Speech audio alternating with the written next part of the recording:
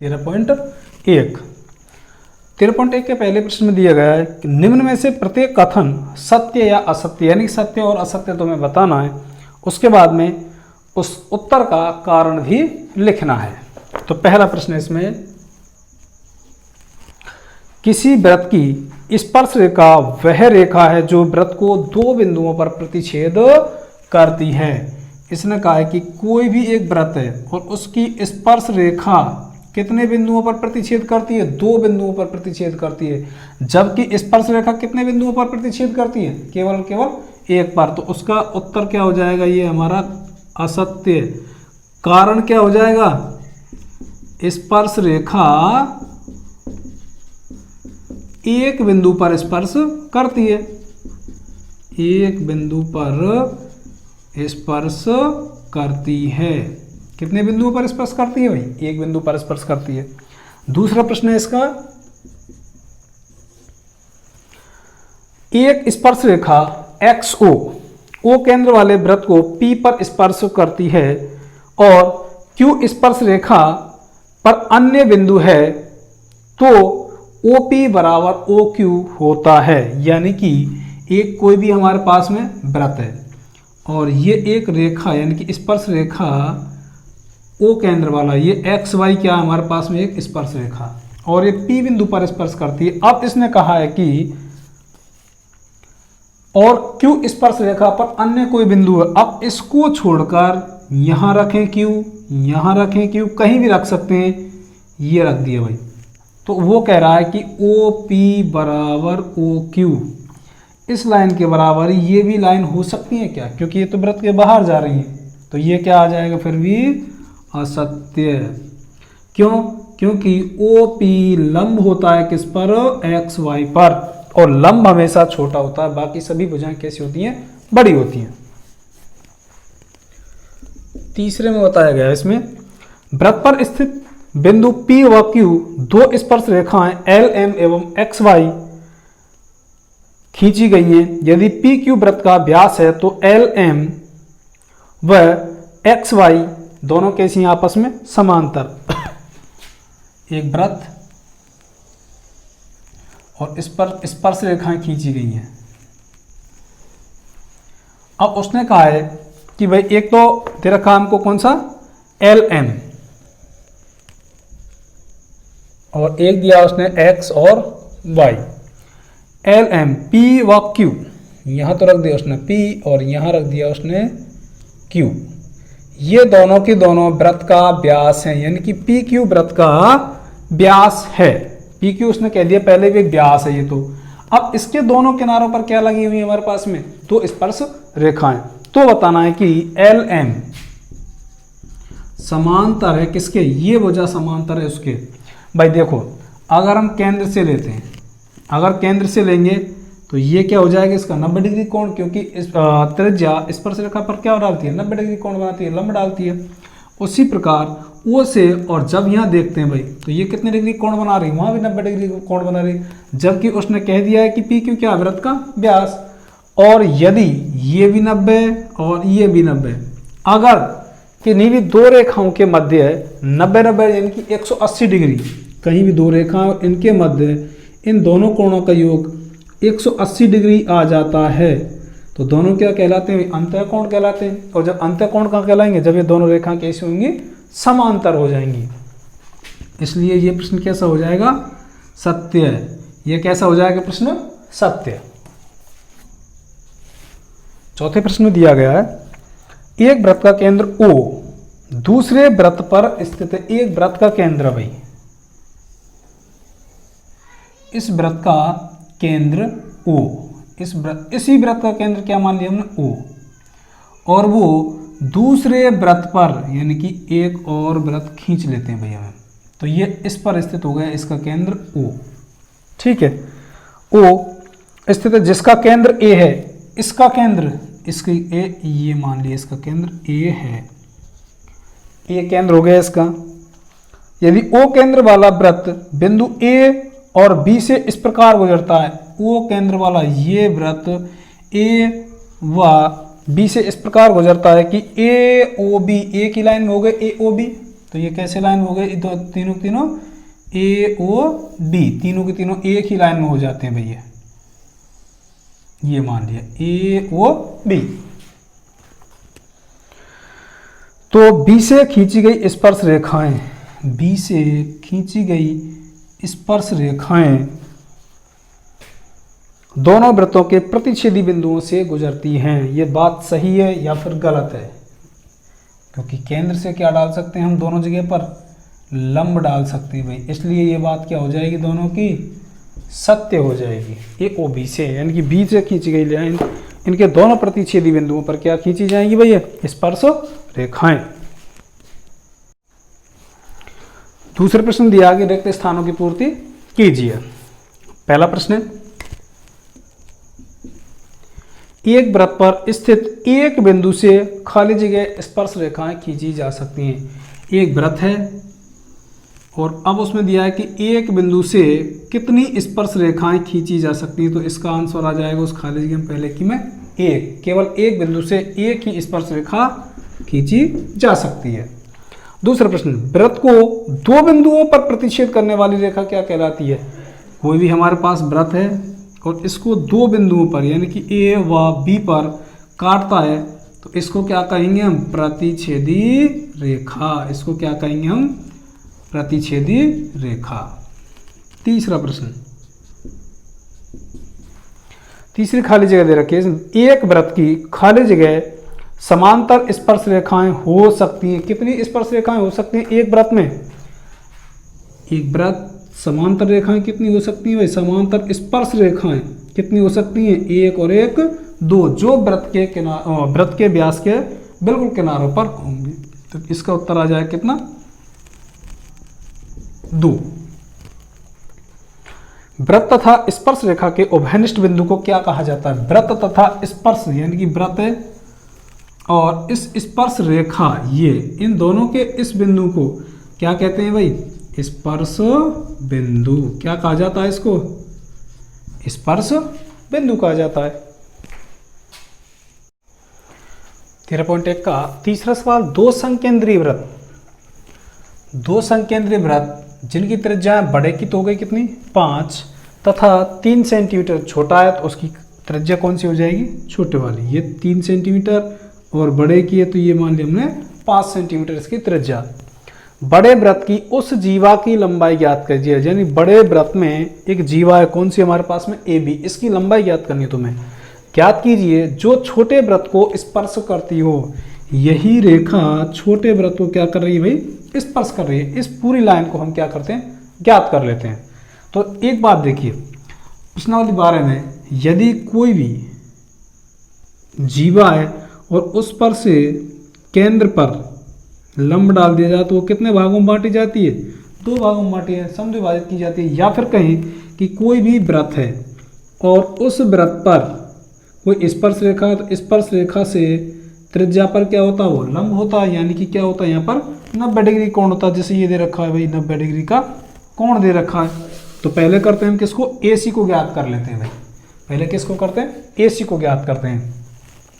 इसमें दे रखा OC लंब है किस पर, AB पर, पूरी लाइन पर। ये क्या दे रखा है, OC लंब दे रखा है किस पर, AB पर। क्यों, क्योंकि त्रिज्या इसकी क्या बन रही है, जीवा जो छोटे वृत्त की स्पर्श रेखा बन रही, तो इसलिए OC लंब हो गए किस पर, AB पर। तो त्रिभुज AO और C में, त्रिभुज AOC में हम देखते हैं भाई AC निकालने। AC क्या बन गया, आधार बन गया इसका, AC स्क्वायर बराबर AO, कर्ण स्क्वायर में से हम क्या घटा देंगे, इसका लंब स्क्वायर घटा देंगे। ये कर्ण सबसे बड़ी भुजा, क्योंकि यहाँ पर 90 डिग्री कोण है, 90 डिग्री कोण है तो उसके सामने वाली क्या होती है, कर्ण होती है। लंब वो सॉरी कर्ण में तो स्क्वायर घटाएंगे। AC स्क्वायर बराबर AO कितना दे रखा हुआ है यहाँ पर है 5 माइनस 3 AC स्क्वायर, AC छोड़ दिया हमने यहीं पर, और 5 25 और 3 9। जैसे यहाँ पर स्क्वायर हटाया तो वहाँ तक क्या चला जाएगा, अंडर रूट। AC बराबर 25 में से 9 गए कितने बचेंगे, 16 का रूट निकालेंगे कितना आ जाएगा 4। तो AC बराबर कितना आ गया, 4 आ गया। ऐसे ही हम अगर इधर भी मान ले भाई, ये मान लेते हैं, इधर को ना खींच के इधर को मानेंगे, तो ये भी कितने की निकलेगी, सी बी 4 की निकलेगी। तो ए बी बराबर ए सी प्लस में और सी बी, ए सी का मान 4, अगर इधर को त्रिज्या खींचें तो भी ये कितनी निकल के आएगी, 4 निकल, क्योंकि 3 तो ये 5 ही है, फिर वही बात आ रही है इधर वाली, तो 4, तो टोटल कितनी आ जाएगी इसकी 8 सेंटीमीटर। यानी कि ए बी कितने की आ रही है, जीवा जीवा ए बी कितने की आ गई, 8 सेंटीमीटर की। किसी वृत्त के केंद्र से 10 सेंटीमीटर दूर स्थित कोई भी वृत्त है, उसके केंद्र से 10 सेंटीमीटर की दूर स्थित किसी बिंदु से, मान के चलिए वो बिंदु कौन सा, ए बिंदु से वृत्त पर खींची गई स्पर्श रेखा, यहाँ से ये खींच दी वृत्त पर स्पर्श रेखा, ये जा रहा है हमारे ए बी, खींची गई स्पर्श रेखा की लंबाई यदि 4 सेंटीमीटर हो, तो इसकी लंबाई कितनी थी, 4 सेंटीमीटर। अब तुम्हें बतानी है वृत्त की त्रिज्या कितनी होगी, तो वृत्त की त्रिज्या कौन सी मान ली हमने, ओ बी मान लेते हैं। और हमेशा त्रिज्या स्पर्श रेखा पर क्या होती है भाई, लंब होती है, यानी कि ओ बी लंब है किस पर, ए बी पर, इस पर ये हो गई लंब 13.1 प्रमेय के अनुसार। तो हमें करनी है इसकी त्रिज्या ज्ञात करनी है, तो ओ बी स्क्वायर या फिर कहें त्रिभुज में देख लेते हैं, त्रिभुज ए ओ बी में जब हमारे पास 90 डिग्री पाइथागोरस प्रमेय लगेगी, पाइथागोरस प्रमेय में हमें निकालना लंब, तो लंब स्क्वायर यानी कि लंब स्क्वायर बराबर कर्ण के स्क्वायर में से क्या घटा देंगे, आधार का स्क्वायर घटा देंगे। लंब का मतलब ओ बी यानी कि त्रिज्या, या फिर करें यहाँ पर त्रिज्या ही मान लें, या फिर ओ बी स्क्वायर, कर्ण ए ओ स्क्वायर में से हम घटा रहे हैं ए बी का स्क्वायर, ओ बी स्क्वायर, ए ओ का मतलब कितना होगा यहाँ पर 10 सेंटीमीटर, ए बी का 4 सेंटीमीटर, ओ बी स्क्वायर बराबर 10 के कितने हो जाएंगे वर्ग 100, 4 चौक के 16, ओ बी बराबर 16 में 100 में से 16 गए कितने बचेंगे 84, ओ बी बराबर यहाँ जैसी आपने स्क्वायर था तो यहाँ का चला जाएगा अंडर रूट, इसको हम टुकड़े में करते हैं भाई, देखिए 84, 2 में किया कितना आ गया यहाँ पर 42, 2 में किया कितना आ गया 21, 3, 7 और 7, इसके टुकड़े तो हो ही नहीं रहे, 2 इसके हो रहे हैं केवल, जो टुकड़े हो रहे हैं उसको निकाल लेते हैं बाहर, और कहाँ आ गया यहाँ पर 21 आ गया, तो 2 रूट 21, जिनके जोड़े बने ना केवल वही निकाल लेंगे, 2 दूनी 4, 4 का भाग देंगे 84 में से 21, 21 चौक 84, तो अंदर आ जाएगा 21 और बाहर आ गया 2। ओ बी बराबर यानी कि ओ बी क्या है, त्रिज्या बराबर 2 अंडर रूट 21 सेंटीमीटर, यह आ जाएगा इसका आंसर।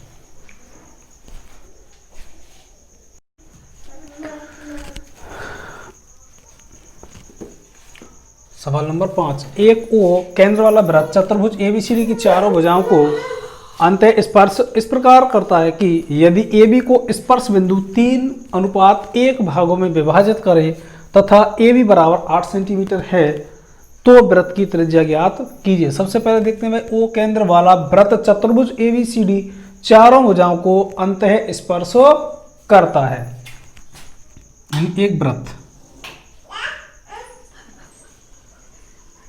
और इस वृत्त के चारों ओर एक चतुर्भुज बना हुआ है, जो चतुर्भुज इन चारों भुजाओं को क्या कर रहा है, स्पर्श करता है, यानी कि अंतः वृत्त खींचा हुआ है। एक ओ केंद्र वाला वृत्त चतुर्भुज एबीसीडी की चारों भुजाओं को अंतः स्पर्श करता है, इसको अंतः स्पर्श कर रहा है भैया, यानी कि इसका नाम दिया हुआ उसने ए बी सी और डी। ओ केंद्र वाला एक क्या दे रखा है इसने, वृत्त, इसका केंद्र क्या दे रखा है ओ। अब उसने कहा है यदि ए बी को स्पर्श बिंदु 3:, जो ए बी है यहाँ पर स्पर्श बिंदु मान लेते हैं इसका हम ई। अब इसका जो अनुपात है वो इधर दे रखा है उसने 3:1, 3 हिस्सा इधर और 1 हिस्सा इधर, इस प्रकार भागों में विभाजित करे तो ए बी 8 सेंटीमीटर है। टोटल ये जो रेखा है वो कितने की दे रखी है, 8 सेंटीमीटर है। तो वृत्त की त्रिज्या ज्ञात कीजिए, यानी कि यहाँ से लेकर ओ से लेकर और ई, ये हमारी त्रिज्या आर ज्ञात करनी है, जबकि ओ ए बराबर ओ से यदि हम ए को मिला देते हैं तो वो कितने दे रखी है उसने 10 सेंटीमीटर, यानी कि आर ज्ञात करनी है। जबकि हमें पता है त्रिज्या स्पर्श रेखा पर क्या बनाती है भाई, 90 डिग्री का कोण बनाती है। तो हमको दे रखा है इसने ओ ए बराबर 10 सेंटीमीटर। ओ ए बराबर कितने दे रखा है इसने 10 सेंटीमीटर। अब पूरी रेखा दे रखी है हमको ए बी, और ए बी कितने की दे रखी है 8 सेंटीमीटर की। इसको कितने अनुपात में बांटा गया है, अनुपात बांट रखा 3:1। ए बी को 3:1 में बांटा है। जब 3:1 बांटा गया तो कुल हो जाएगा, तो हमें कौन सा चाहिए हिस्सा ए ई। तो ए ई कितना हो जाएगा, ए ई बराबर कुल कितना है 8, तो अनुपातों का योग कुल कितना हो जाएगा 4। हमें कौन सा हिस्सा चाहिए 3 वाला, तो गुणा 3, 4 दूनी 8, 2 तिया 6 सेंटीमीटर। ए ई बराबर आया कितना, बराबर 6 सेंटीमीटर। तो अब देखते हैं ये 6 आ गया। त्रिभुज ए ओ और ई में, त्रिभुज ए ओ ई में पाइथागोरस प्रमेय से, पाइथागोरस प्रमेय लगाते हैं। पाइथागोरस के द्वारा देखते हैं, कर्ण दिया हुआ है, आधार दिया हुआ है, जो आर कह रहे हैं वो क्या है इसमें त्रिज्या, यानी कि लंब। हमें लंब ज्ञात करना होता है तो क्या करते हैं हम, कर्ण के स्क्वायर में से आधार के स्क्वायर को घटा देते हैं। एल इसका मतलब लंब, लंब दिया होता है उसने त्रिज्या आर मान ली उसकी हमने, बराबर कर्ण कितना दिया हुआ A O square minus A E square R square बराबर ए ओ कितना दिया हुआ उसने पहले भी 10 सेंटीमीटर, माइनस ए ई कितना दिया हुआ है उसने, ए ई बराबर दिया हुआ कितना 6 सेंटीमीटर, 6 स्क्वायर, आर स्क्वायर बराबर 10 का स्क्वायर 100, 6 का स्क्वायर 36, आर बराबर 100 में 36 गए तो कितने हो जाएंगे 64, स्क्वायर है यहाँ से हटा दिया तो क्या चला जाएगा अंडर रूट। तो आर बराबर कितना आ जाएगा इसका 64 का रूट निकालेंगे तो 8 सेंटीमीटर। तो इस वृत्त की त्रिज्या जो आएगी वो कितनी आ जाएगी 8 सेंटीमीटर। सवाल नंबर 6, एक वृत्त एक चतुर्भुज की सभी भुजाओं को स्पर्श करता है। एक चतुर्भुज हमारा दे दिया भाई ए बी सी डी, वह इस वृत्त की सभी भुजाओं को क्या कर रहा है स्पर्श, और स्पर्श बिंदु का नाम रख देते हैं हम यहाँ पर पी क्यू आर और एस, ये रख दिया स्पर्श कर रहा है पी क्यू आर एस, सभी भुजाओं पर स्पर्श करता है। सिद्ध कीजिए कि सम्मुख भुजाओं पर अंतरित कोण, यानी कि इस भुजा के द्वारा अंतरित कोण और इस भुजा के, यानी सम्मुख भुजाओं के द्वारा अंतरित कोण, या फिर कहें इस भुजा और ये भुजा दोनों के द्वारा केंद्र पर अंतरित कोण क्या होते हैं, वे आपस में संपूरक होते हैं। ये सिद्ध करना हमें सवाल। तो पहले देखते हैं जो चीज़ हमें दी गई है वो लिख लेते हैं भाई, दिया गया इसमें दे रखा हमें कौन सा ओ केंद्र वाला एक वृत्त, ओ केंद्र का वृत्त, ठीक है, और एक ए बी सी डी चतुर्भुज, एक ए बी सी डी चतुर्भुज दे रखा है और ओ केंद्र वाला एक वृत्त। इसको यह पी क्यू आर एस पर क्या कर रखा है स्पर्श करता है भाई। और अब हमें करना है सिद्ध। सिद्ध करने में कहा उसने कि सम्मुख भुजा, सम्मुख भुजा मतलब ए बी और सी डी जैसे, तो इन दोनों के जो अंतरित कोण है उनका योग कैसा होना चाहिए भाई, संपूरक होना चाहिए, 180 डिग्री होना चाहिए। मैं कहूं तो ए ओ बी, कोण ए ओ बी प्लस कोण सी ओ और डी, ये हो गए दोनों भुजाएं, इनके द्वारा जो कोण बनेगा वो कितना होना चाहिए 180। या फिर कहें ए ओ डी, कोण ए ओ डी प्लस कोण सी बी ओ सी, इन दोनों का योग भी कितना होना चाहिए भाई 180 डिग्री होना चाहिए। इन दोनों का योग और इन दोनों का योग कैसा होना चाहिए संपूरक 180 डिग्री। रचना ओ से पी क्यू आर और एस को मिलाया, ओ से पी क्यू आर एस को मिलाया भाई, और जैसे हमने मिलाया तो इस पर कोण निर्धारित कर लेते हैं। यहाँ पर जैसे रख लिए 1 2 3 4, इस तरह से हम इनको कोण को निर्धारित कर लेते हैं। ये रख लिए 1 2 3 4 5 6 7 और 1 8 कोण बन गए। इन 8 कोणों को हमने क्या कर लिया भाई, निर्धारित कर लिया। रचना सॉरी उत्पत्ति, उत्पत्ति में देख लेते हैं भाई दोनों त्रिभुजों को।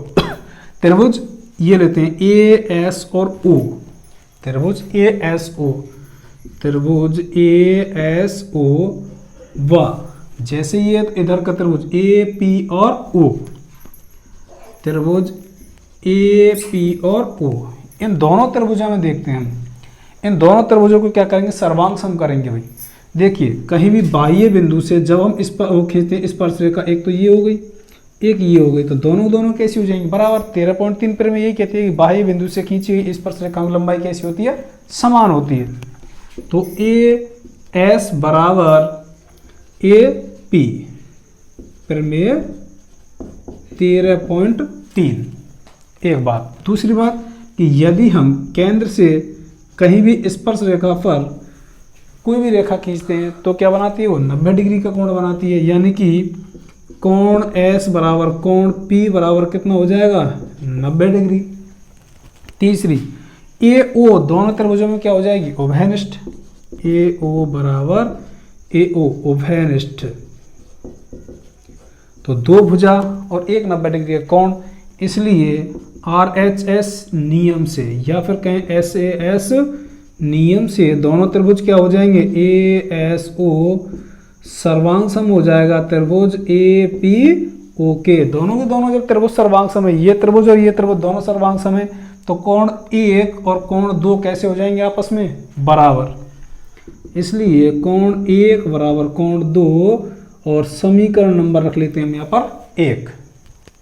इसी प्रकार भाई जैसे हमने दोनों त्रिभुज ये बराबर किए, ये त्रिभुज और ये त्रिभुज बराबर कर लिए, तो कोण 1 और 2 आ गए। अब इसी को यहाँ उठाकर देखें, हम करें ये त्रिभुज और ये त्रिभुज दोनों बराबर करें तो कोण कौन कौन से बराबर हो जाएंगे, 3 और कोण 4। कोण 3 बराबर कोण 4 और समीकरण नंबर 2। इसी प्रकार यहाँ अगले कोण में देखें, सी बाह्य बिंदु से देखें, ये त्रिभुज और ये त्रिभुज बराबर, तो कोण 5 और कोण 6 हो जाएंगे। कोण 5 बराबर कोण 6, समीकरण नंबर 3। फिर आगे देखते हैं भाई, इधर आके देखते हैं, कोण 7 और 8 भी हो जाएंगे बराबर, क्योंकि ये त्रिभुज और ये त्रिभुज कैसे हो जाएंगे आपस में, सर्वांग सम। कोण 8 और समीकरण नंबर 4। अब यदि हम एक ही बिंदु पर कहीं भी किसी भी एक बिंदु पर कोण बनाते तो उनका योग कितना होता है, 360 डिग्री। यानी कि कोण 1 प्लस कोण 2 प्लस कोण 3 कोण 4 कोण 5 6 7 और कोण 8, इन सब का योग कितना हो जाएगा, 360 डिग्री। लेकिन हमें कौन कौन से चाहिए भाई, एक तो चाहिए AOB, यानी कि हमें बनाना कोण ये और कोण ये बनाना है, इन दोनों का योग मिला के, यानी कि AOB COD, इन दोनों का योग कितना होना चाहिए, 180। तो क्यों ना हम कोण 2 को रखें, 3 को रखें, 6 और 7 को रखें, बाकी सभी के नाम चेंज कर देंगे। हमें पता है भाई 1 और 2 कैसे हैं आपस में, बराबर। जहां भी 1 आता है वहां क्या रखेंगे, 2।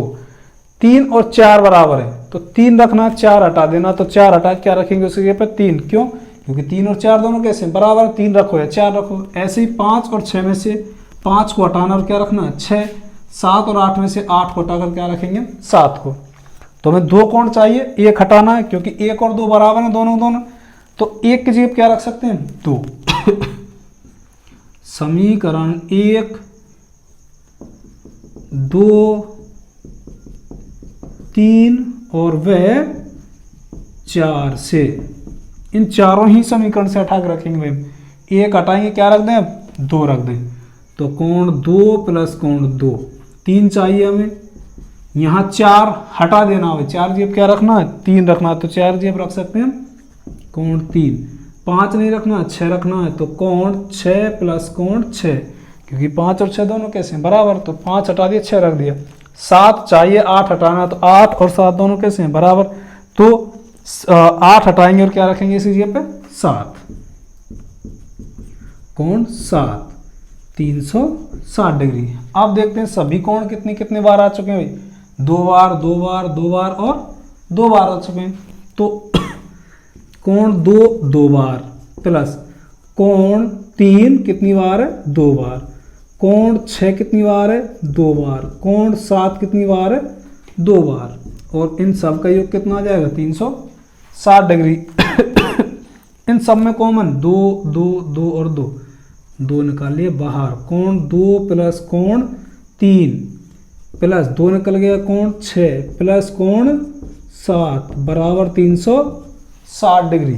अब देखें यहाँ पर ये 2 तो यहाँ पर कोण 2 और 3, कोण 2 और 3 से मिलकर कौन सा बनता, कोण AOB, कोण AOB प्लस 6 और 7, 6 और 7 से मिलकर कौन सा बनता, CO और D बराबर 360। मैं यहां कर देता हूं इसको 360। जैसे ये आएगा भाई 2 का भाग 5 चला जाएगा 360 में, बचेगा कौन सा हमारे पास में, कोण AOB प्लस कोण COD बराबर 360 बटे 2, काटेंगे कितना आ जाएगा 180, कोण AOB प्लस कोण COD बराबर 180 degree, AOB plus COD, AOB plus COD बराबर 180। जैसे ही हमने ये कर दिया भाई,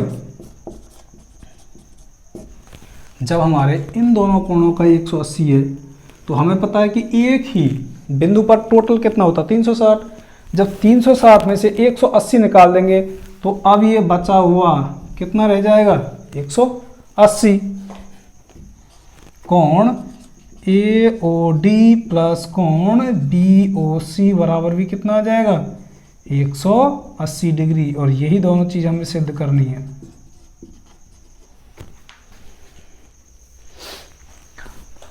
आकृति में वृत्त का केंद्र O है और बाह्य बिंदु P से खींची गई स्पर्श रेखाएं PA एवं PB वृत्त को क्रमशः A व B पर स्पर्श करती हैं, तो सिद्ध कीजिए कि OP रेखाखंड यानी कि ये वाला रेखाखंड AB को समद्विभाजक समद्विभाजित करता है। दिया गया है तुम्हें,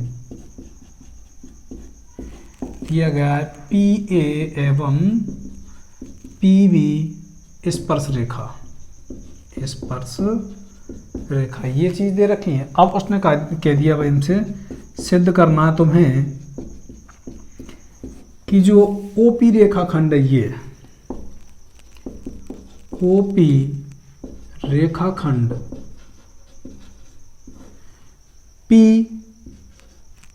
AB का समद्विभाजक है। अब उत्पत्ति हम क्या करते हैं, दोनों त्रिभुजों को सर्वांग सम कर लेते हैं पहले तो PA और C और PB और C को। त्रिभुज PAC व त्रिभुज PB और C, PAC और PBC दोनों त्रिभुजों को आपस में सर्वांग सम कर लेते हैं। देखिए PA बराबर PB भुजा हो जाएगी, PA बराबर PB भुजा प्रमेय कौन सी से 13.3 से, सर्वाधिक महत्वपूर्ण प्रमेय 13.3। किसी बाह्य बिंदु से खींची गई स्पर्श रेखा दोनों कैसी होती हैं, हमेशा समान होती हैं। अब एक रेखा और दे रखी है PC बराबर PC, ये दोनों के ये हो जाएगी उभयनिष्ठ, क्योंकि ऊपरी त्रिभुज में भी और निचले वाले त्रिभुज दोनों में ये आ रही है। अब देखते हैं कोण नंबर 1 और कोण नंबर 2 ये बराबर हैं या नहीं है। कोण नंबर 1 और कोण नंबर 2 ये दोनों के दोनों बराबर है। क्यों? क्योंकि हमने जब हम प्रमेय 13.3 सिद्ध कर रहे थे तो इस बिंदु से लेकर ये उभयनिष्ठ आ रहे थे, दोनों त्रिभुजों में सर्वांग सम किए। जब सर्वांग सम किए तो इससे ये दोनों जो हमारे पास स्पर्श रेखा वो दोनों समान कोण पर झुकी हुई हैं। दोनों कोण समान हैं या फिर दोनों के दोनों कोण क्या है, ये दोनों ही स्पर्श रेखा समान कोण पर झुकी हुई हैं, इसलिए दोनों कोण कैसे हो जाएंगे बराबर। तो हमारे पास दो भुजाएं और एक कोण, यानी कि SAS नियम से भुजा कोण भुजा नियम से दोनों ही त्रिभुज क्या हो जाएंगे, PAC सर्वांग सम हो जाएगा त्रिभुज PB और C के, त्रिभुज PBC के। दोनों जब त्रिभुज सर्वांग सम है तो ये भुजा किसके बराबर हो जाएगी, BC के बराबर हो जाएगी। तो AC बराबर हो जाएगी BC के बाई CPCT त्रिभुज के सर्वांग समता के संगत नियमों द्वारा ये दोनों भुजाएं कैसी हो जाएंगी, AC और BC दोनों कैसी हो गई, बराबर। इन दोनों को बराबर करने वाली भुजा कौन सी हमारे पास में, OP, यानी कि आता है OP, यानी कि OP रेखा AB को कितना क्या कर रही है भाई, OP रेखाखंड AB को समद्विभाजित करती है, समद्विभाजित करती है, यही सिद्ध करना बस हमें, इति सिद्धम। सवाल नंबर 8, आकृति में बाह्य बिंदु P से O केंद्र वाले वृत्त पर, P से O केंद्र वाले वृत्त पर PA एवं PB स्पर्श रेखाएं खींची गई हैं, क्रमशः A व B पर जो स्पर्श करती हैं। सिद्ध कीजिए कि PAOB एक चक्रीय चतुर्भुज है और चक्रीय चतुर्भुज की विशेषता होती है कि सम्मुख कोण उसके संपूरक होने चाहिए। सम्मुख कोण कैसे होने चाहिए, उसके संपूरक, यानी 180 डिग्री पर होने चाहिए। दिया गया है हमें, दिया गया PA व PB स्पर्श रेखा ये दी गई है, PA और PB दोनों स्पर्श रेखाएं दी गई हैं। सिद्ध करना है हमें कि PAOB एक चक्रीय चतुर्भुज है। उत्पत्ति में देखते हैं PAO और B, यानी कि कोण A और कोण B, कोण A बराबर कोण B बराबर कितना आ जाएगा भाई, 90 डिग्री। क्यों, प्रमेय नंबर 13.1 से देखते हैं कि त्रिज्या स्पर्श रेखा पर क्या होती है, लंब होती है। यहाँ दे सकते हैं त्रिज्या स्पर्श रेखा पर लंब होती है। भाई स्पर्श रेखा पर लंब है तो वो भी 90 डिग्री, और यहाँ भी ये कितना हो जाएगा, 90 डिग्री, क्योंकि PB और PA दोनों क्या है, स्पर्श रेखाएं केंद्र से। आप देखते हैं हम किसी भी चतुर्भुज में कोण चतुर्भुज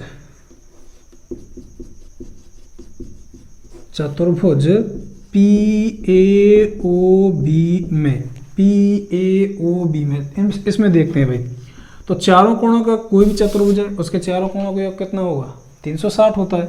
तो कोण P प्लस कोण A प्लस कोण O प्लस कोण B, तो चारों कोण आ गए। इन चारों कोणों का योग कितना होना चाहिए, 360। कोण P पता नहीं, कोण A बराबर कितना दे रखा है इसमें, 90 डिग्री। कोण O का भी नहीं पता, लेकिन कोण B का मान भी दे रखा है, कितना डिग्री है, 90 डिग्री बराबर 360। कोण P प्लस कोण O, ये तो रह गए यहीं पर कोण। जैसे ये 90 और 90 संख्या, तो संख्याओं की तरफ ले जाएंगे हम। 360 माइनस 90 माइनस 90, कोण P प्लस कोण O बराबर 360 में से 180 माइनस के गए तो कितने बचेंगे, 180 डिग्री। कोण P और O, कोण P और कोण O ये सम्मुख कोण है, और इन दोनों का योग कितना हो गया, 180। इसी प्रकार ये भी 90 ये भी 90, तो ये सम्मुख कोण है, इनका योग कितना हो गया, 180। तो सम्मुख कोणों का योग संपूरक आ रहा है, तो इसलिए क्या हो जाएंगे, PAOB एक चक्रीय चतुर्भुज है। सम्मुख कोण संपूरक हैं, इसलिए PAOB एक चक्रीय चतुर्भुज है, एक चक्रीय चतुर्भुज है, और इति सिद्धम।